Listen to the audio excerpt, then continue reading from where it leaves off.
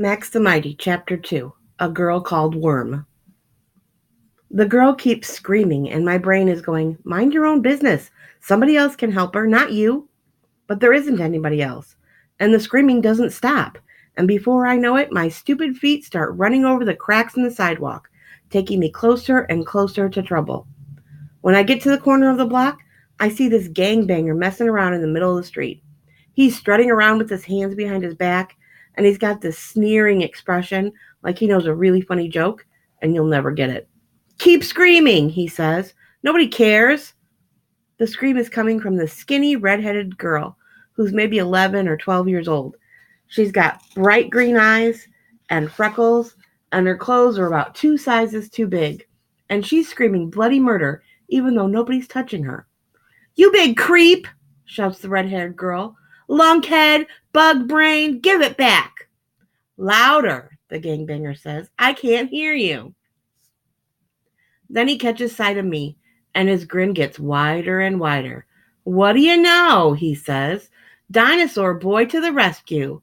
I thought I felt the ground shaking.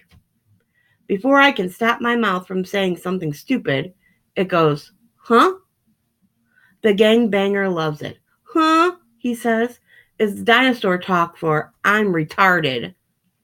That's when I notice the skinny, red-haired girl is staring at me. It's not a friendly kind of stare. She probably thinks I'm one of the gangbangers, or maybe a retard like he says. I go, leave her alone. Take it easy, Maxie Pad. We're just having a little fun, the gangbanger says. You got a problem with that? The girl shakes her fist at him and goes, give it back or else. The gangbanger looks at her puny little fist and smirks. Ooh, he says, you gonna hit me? Then he dances around, taunting her, and I see he's got hold of his small green backpack. A girl's backpack for carrying school stuff. Give it back to her, I say. He crosses his eyes and makes an oink oink noise. Pig boy, he says, you better go home to Granny. I try to grab it, but he darts away, his teeth flashing white because he's having such a good time. Moron Max, he laughs. You're scaring me. The red-haired girl makes a move, but she can't touch him. Bookworm, bookworm, ugly little bookworm, he chants.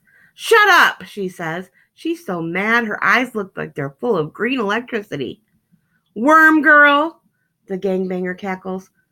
What do you have in there? Worm food? Is that it?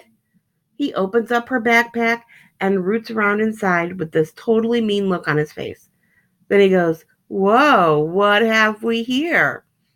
He pulls out a couple of paperback books and tosses them over his shoulder.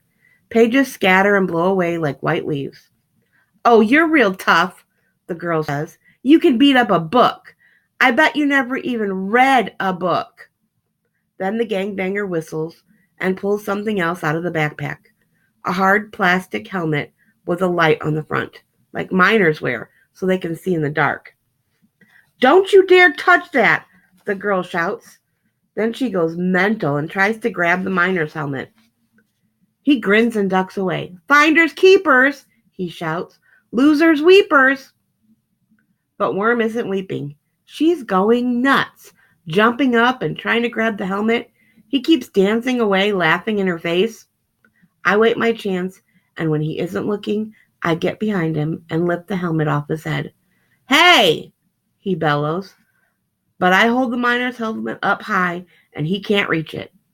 Give me that, he says, or I'll punch your lights out. Try it. The gangbanger curls up his fists and sets on his feet like a boxer, and for a moment, I think he really is going to punch me. Then he looks at the girl, and he looks at me, and he spits on the ground by my feet. Who cares about your stupid junk, he says, and saunters away like he couldn't care less. Like he's the coolest dude in the whole wide world, because he ripped up a book and scared an 11-year-old girl.